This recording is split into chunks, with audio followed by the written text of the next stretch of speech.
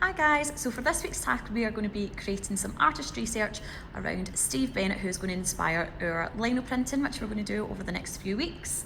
Obviously with the blended learning we'll have a mix of tasks that we can do in school and more research and analytical tasks that we can do out with school and our lino print planning as well. So you will notice that attached to the tasking teams is requirements of what you need to present in your artist research. So everything from a nice title, information about the artist, all the way down to you critically analysing this work of art, all right?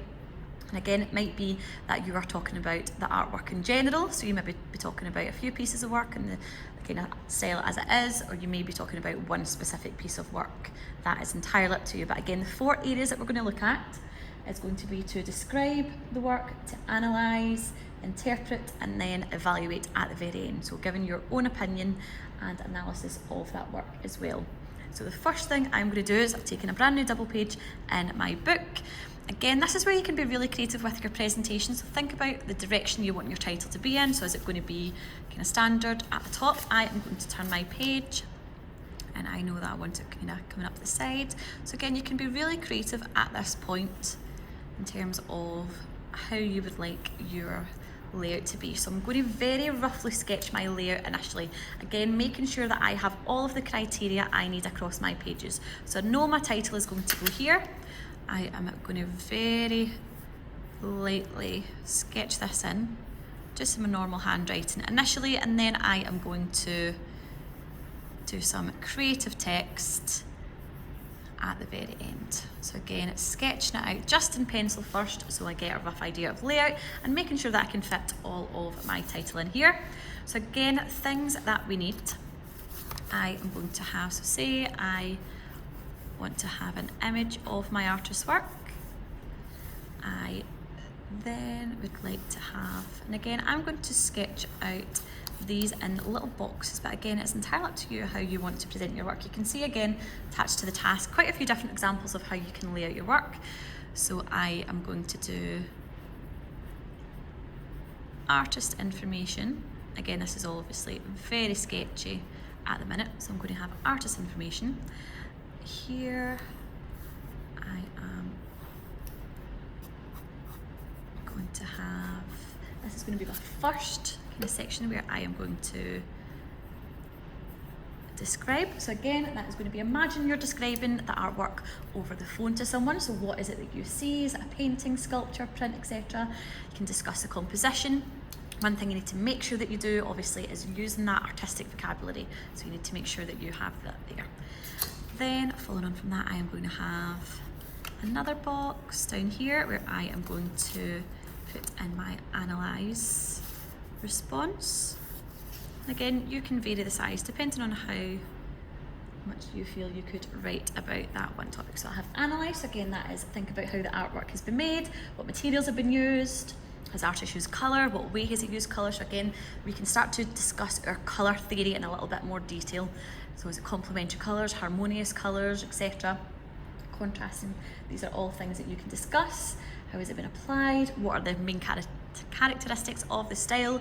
Again, is it hyper-realistic, photorealistic? Is it quite cartoon-like, very expressive? So these are things that you can discuss. Again, making sure as always that you are using that terminology. Again, I am going to want to have some images of the artist's work. And here, I want to have another little box where I'm going to respond to the interpret box. So again, all of this information and examples are available in the task. So I have interpret, and then in this bottom box here, I am going to pop in there that this is going to be my evaluation. So this is where I am going to evaluate the work. So again, you can see very, very rough kind of sketch of how I have laid this out. So again, that's one thing I want you to think about. So you're going to sketch out your layout first of all. What you don't want is all of the information condensed into one page. That's not what we're looking for. Nice presentation across a double page, making sure that you have all of these elements in here. So a nice bold title. We will have images of the artist's work, a little bit of information about the artist, describe, analyse, evaluate, interpret, etc. What I might also do, actually, I'm going to divide this box. So in this last section here is going to be my what is a linoprint. However, I am going to split this box. So again, making sure that we have really lightly sketched it out so that if, like me, you want to change your layout, you can as well. So I am going to pop a box in here at the very bottom, and this is where I am going to put in some information about linoprinting. What is linoprinting? So again, we have all of this information in here. So title, we have artist information, you have photographs that you have included of the artist's work. We can describe, analyse, interpret and evaluate the work. Again, all about your opinion. Do you like the artwork? Do you not? Why not, etc. And then finally, what is linoprinting? Now again, you can really think creatively about your presentation, how you would like it laid out. So for example, I might want to have my what is linoprinting up here. I might want a larger photograph. So think about your layout. You can be very, very creative with that. And again, you can look to the examples that are attached to the task for guidance.